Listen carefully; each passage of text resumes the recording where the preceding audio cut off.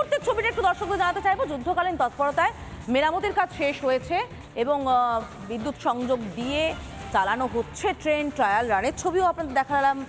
আর রেলের ওই অংশটার পাশে যে জায়গায় দুর্ঘটনা ঘটেছে তার পাশে বেশ কিছু বগি ছড়িয়ে ছিটে এখনো পড়ে রয়েছে। যে ছবি তুলে ধরলেন আমাদের প্রতিনিধি রণজিৎ। এই মুহূর্তে দাঁড়িয়ে রয়েছি গ্রাউন্ড জিরোতে। আমার পেছনে কিন্তু দেখতে পাচ্ছেন গতকালের সেই দুর্ঘটনাগ্রস্ত বগিগুলিকে কিন্তু এখানে রাখা রয়েছে। ঠিক আমার ওপরে রয়েছে রেল লাইন। সেই রেল লাইনে কিন্তু অতি দ্রুততার সাথে যাতে রেল চলাচল করতে পারে তার জন্য কিন্তু ইলেকট্রিফিকেশনের ইনস্টলেশনের কাজ চলছে। রেলকর্মীরা কিন্তু অত্যাধুনিক যন্ত্রের দ্বারা ওভারহেডের লাইন তারা কিন্তু সংযোগের কাজ করছে। পাশাপাশি আমি একটু দেখানোর চেষ্টা করব এই সেই সমস্ত রেলের যন্ত্রাংশ যা কিন্তু গতকাল থেকে এখানে বিকল অবস্থায় কিন্তু রেল কর্তৃপক্ষ নামিয়ে রেখেছে, যাতে অতি দ্রুততার সাথে এই লাইন দিয়ে ফের উত্তরবঙ্গ এবং দক্ষিণবঙ্গের মধ্যে যোগাযোগ স্থাপন করতে পারে। পাশাপাশি গতকাল থেকে একটি প্রশ্ন উঠতে শুরু করেছিল, কিভাবে এত বড় দুর্ঘটনা হলো। রেল আধিকারিকদের সূত্রে আমরা যে তথ্য পাচ্ছি সেটি অনুযায়ী কিন্তু গতকাল কাঞ্চনজঙ্ঘা এক্সপ্রেসকে যখন সিগন্যাল দেওয়া হয়েছিল রাঙ্গাপানি স্টেশন থেকে, ঠিক এই যেই গ্রাউন্ড জিরো যে লোকেশনটা যেখানে দাঁড়িয়ে রয়েছি সেখানে আসতে কিন্তু একাধিক কেবিন পার করতে হয়। যখন কাঞ্চনজঙ্ঘা এক্সপ্রেসকে তারা সিগন্যাল দিল এই রুটে ঢোকার জন্য, তারপরে কিভাবে মালগাড়িকে সিগন্যাল দিল। যদি মালগাড়িকে সিগন্যাল দেওয়া থাকে তাহলে কার ভুলে এত বড় দুর্ঘটনা ঘটল। পাশাপাশি প্রশ্ন উঠতে শুরু করেছে স্বয়ংক্রিয় সুরক্ষা কবচ নিয়ে। যদি সুরক্ষা কবচ সঠিকভাবে ব্যবহার হতো তাহলে কি এই দুর্ঘটনা এড়ানো যেত। রেল কর্তৃপক্ষ কিন্তু এখনও সুরক্ষা কবচ নিয়ে কিছু বলতে রাজি নন। তারা যেটা জানাচ্ছেন যে ম্যানুয়াল এরর অর্থাৎ হিউম্যান এরর এই ধরনের টার্মস তারা ইউজ করছে। মানুষের ভুলেই কি এত বড় দুর্ঘটনা? যদি মানুষের ভুলেই এত বড় দুর্ঘটনা হয়ে থাকে তাহলে তাদের বিরুদ্ধে রেল কী ব্যবস্থা নেবে সেটি কিন্তু দেখার বিষয়। গ্রাউন্ড জিরো অর্থাৎ রাঙ্গাপানি এলাকা থেকে রণজিৎ বোস, রিপাবলিক বাংলা। রেল কি ব্যবস্থা নেবে সেদিকে অবশ্যই আমাদের নজর থাকবে, কিন্তু ব্যবস্থা নিলেও প্রাণ গেছে চলে। দুর্ঘটনা প্রাণ কেড়েছে বালিগঞ্জের শুভজিৎ মালির। শুভজিৎ মালির পরিবারে এই মুহূর্তে শোকের ছায়া ভেঙে পড়েছে। পরিবারের সব সদস্যরা কাজের জন্য গিয়েছিলেন শুভজিৎ মালি শিলিগুড়িতে, কিন্তু বাড়ি আর ফেরা হলো না শুভজিতের। দেখতে পাচ্ছেন পরিবারের সদস্যরা কান্নায় ভেঙে পড়েছেন।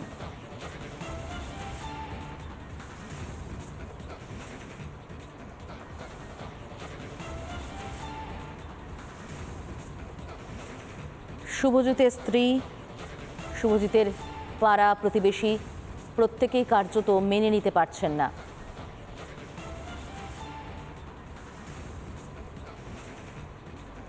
ছাড়া আমরা আমরা অন্ধ, আমরা পথে বসে গেছি, আমাদের আর কেউ নেই। আমি আর জানি না কি করে বুঝতে পারছি। একটু শান্ত হন। আমি ওকে চাই। কি বলেছিল লাস্ট কথা কি হয়েছিল? তুমি কেক আনবে না, আমি কেক নিয়ে বাড়ি ফিরবো, তোমরা রেডি হয়ে থাকবে, মেয়েকে নিয়ে নাচের প্রোগ্রামে যাব, কেক কাটবো, ঘুরতে যাব, এই বলেছিল আমাকে। আর 8:30টায় বাড়ি ঢুকে যাবে। মেয়ের জন্মদিন উপলক্ষেই তো তাড়াতাড়ি আসতে চেয়েছে। হ্যাঁ, ও মেয়ের এসে কেক কাটবে মেয়ের সাথে, মেয়েকে কথা দিয়েছে। মেয়েকে নিয়ে নাচ প্রোগ্রাম ছিল কাল, মেয়েকে নিয়ে প্রোগ্রামে যাবে, ঘুরতে যাবে, সব কথা দিয়েছিল। আমাকে বলেছিল খিচুড়ি ডাকতে, এসে খিচুড়ি খাবে। আমি সব করে বসে আছি, আমার মানুষ আসেনি। আমি এখনও তার জন্য অপেক্ষা করছি। আমি ঘন মনে বসে আছি, ও আসবে, কথা দিয়েছে আসবে।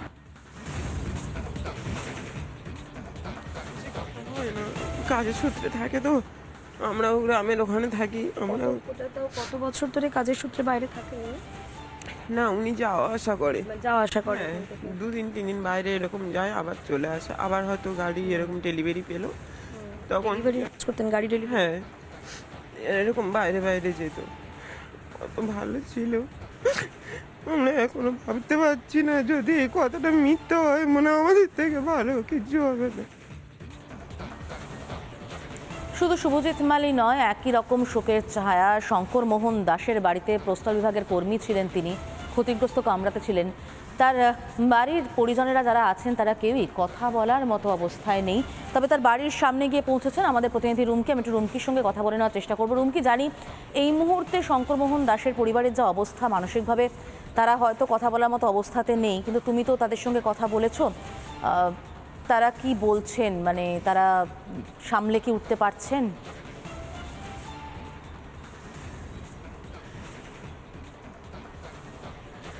একেবারে সমাদৃতা, আমি এই মুহূর্তে শঙ্করমোহন বাবুর বাড়ির সামনে এসে পৌঁছেছি।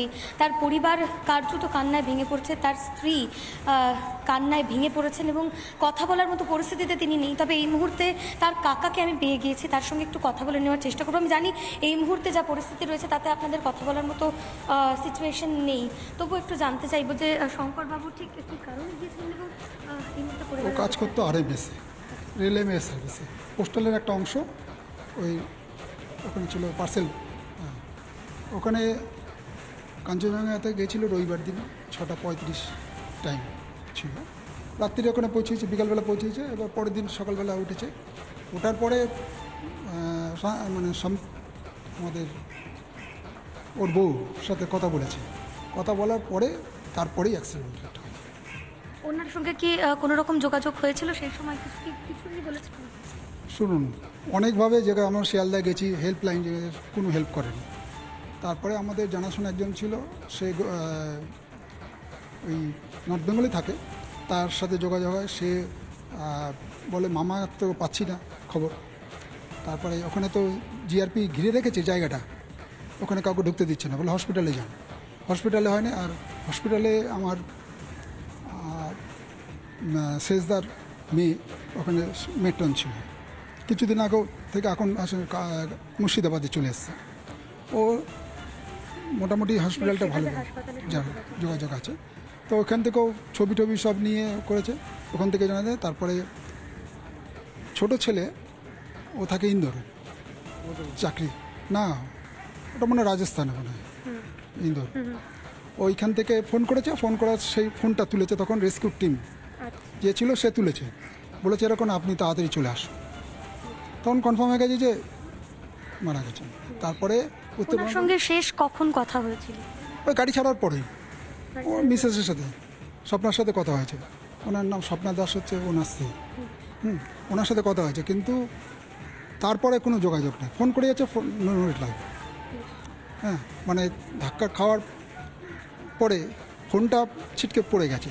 তো রেস্কিউ টিম ওরা ধরে তখন ওই ছেলেকে বলেছিল যে এরকম আপনি তাড়াতাড়ি চলে আসুন। ওই ইন্দোর থেকে তারপর প্লেনে বন্দোবস্ত করছে, 6 ঘন্টা জার্নি করে এয়ারপোর্টে এসে, এয়ারপোর্ট থেকে প্রায় 1:30-2টোর সময় রাত্রি এসছে।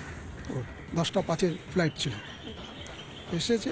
আর দুপুরবেলা 1টার পরে ওর ছেলে, বড় ছেলে, ছেলের বউ, ভাই আর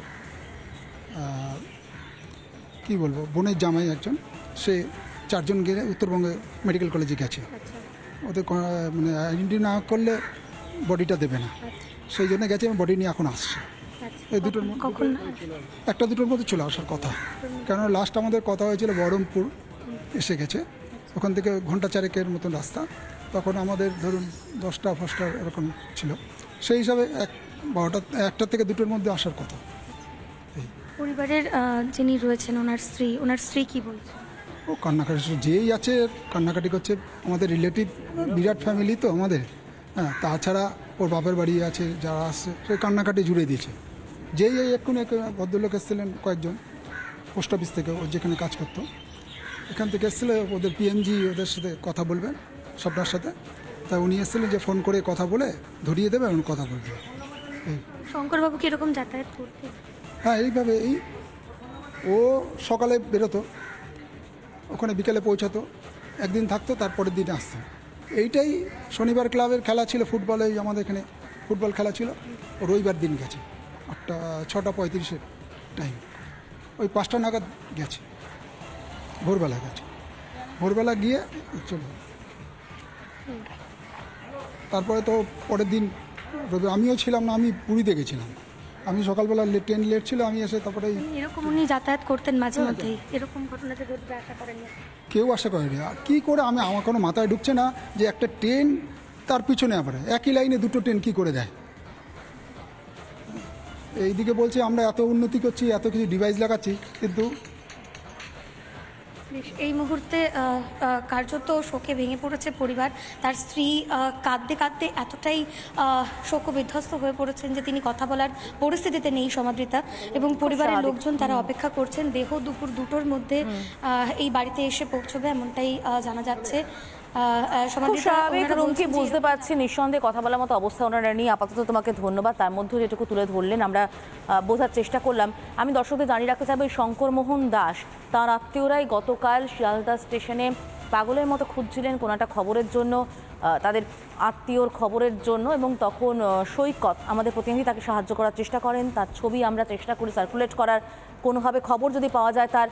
তবে এইরকম একটা খবর আমাদের পেতে হবে বা দিতে হবে, সেটা নিঃসন্দেহে আমরাও ভাবিনি। একই সঙ্গে আপনাদের জানিয়ে রাখতে চাইবো যে শঙ্করমোহনবাবুকে ফেরানো যায়নি, শঙ্করমোহনবাবু ফিরতে পারেননি। যেভাবে আপনাদেরকে দেখালাম যে আরও একজনও ফিরতে পারেননি। তবে বালিগঞ্জের সূর্যশেখর পণ্ডা মৃত্যুর মুখ থেকে ফিরেছেন।